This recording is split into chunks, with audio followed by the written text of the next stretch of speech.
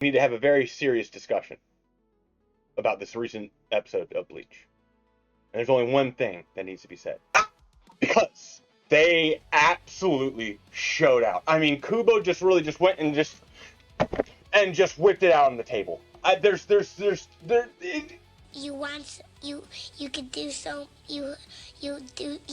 I'm speechless, which is a shortcoming of mine because I'm never speechless. The things that he just did are absolutely diabolical. He changed everything. Everything. About the 1,000-Year Blood War arc. I mean, the manga is basically useless at this point. Get all the way to where Ichigo goes and fights Yhwach the last time, and then everything after that is irrelevant because everything has just changed. Nothing that we saw after Ichigo says Bankai is relevant to the story at all that we know because Otohime's now dead. How? Why? Excuse me? And I was getting a little annoyed during the whole episode when she kept doing the little "I want to get stronger" bit because I was like, I get it. We're gonna have the waifu anime power up, and it's gonna be awesome. And it's gonna be cool because that's how anime works. And then she goes full Vegeta on us and just says, "I hate you, you hate me, let's die." And I'm here for it. But now I just don't know where we're going. We have Ichigo, who now has actual abilities now, which. We're going to touch base on that real quick. I don't think those are shadow clones.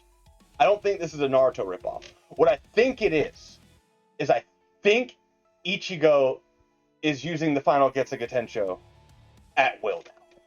Because what did Zangetsu tell Ichigo when he learned how to use the final Getsuga Tensho? He says to use the final Getsuga Tensho, you have to become Getsuga itself. And what do each of those clones look like? After images of spiritual pressure. The shadow clones are Getsugas. Also, to reinforce that argument, what happens when Ichigo does a Getsuga at the very end before he does the absolute most diabolical aura farm in 2026? All the shadow clones get sucked up into the Getsuga. I think Ichigo just broke power scaling for the big three. He's just firing off these Getsugas now at will. And also just has them basically sentient running around the battlefield. Get out of here. Speed feat, he's already been pretty much faster than everybody in the big three. I'm pretty sure that's uncontested. And now he just got even faster with just a big get out of my face sword. And the chains. The chains have always been like an afterthought of his Bankai and really his sword in general because I think in his Shikai, it's the wrap. I think the wrap turns into the chain on his Bankai. And in the original manga, we had the chain go all the way from the back. And it was supposed to be like the sheath type of thing. And then we had this whole thing at a couple years later because everybody was really confused when the Hell Arc came out. And Ichigo had what looked like his regular old Shikai. And then now all of a sudden Kubo came out and said, well, it's because the small one's the sheath and he can go between the dual wield and single. And it was fine. It's cool. It's fine. It's totally fine. And we accepted that argument. However, now we don't need any more arguments because Ichigo just absolutely laid his nuts on the forehead of everybody in the big three. And you can't argue with that because he just absolutely dumpstar on everybody with that scene of him standing in the middle of the moon. That was the coldest scene I've seen out of anybody in anime in a very long time, and you can't argue with that.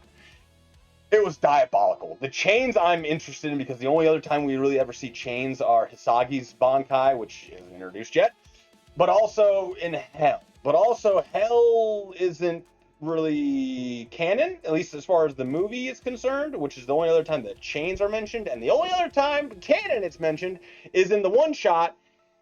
And the chains weren't really mentioned like they were in the movie.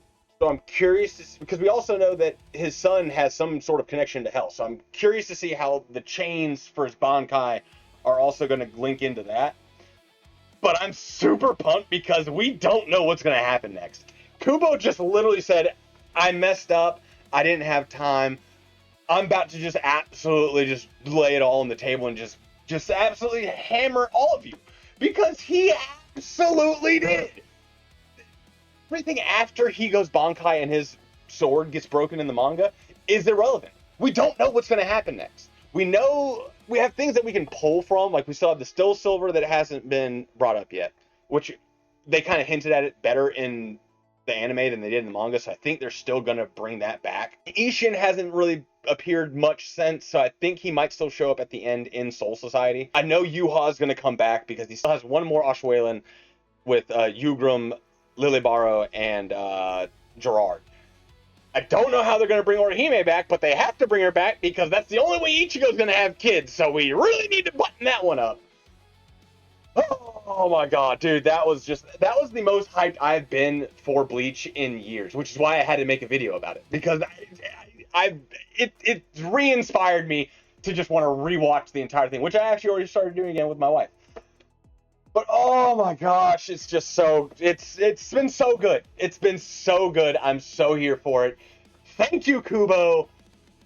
But that's been it. I just had to make this video because we had to touch base on Ichigo's new Bankai and all the new abilities and all the theories and things that are going to come from this. So I cannot wait for the next episode of Bleach. You guys take it easy. Doodles.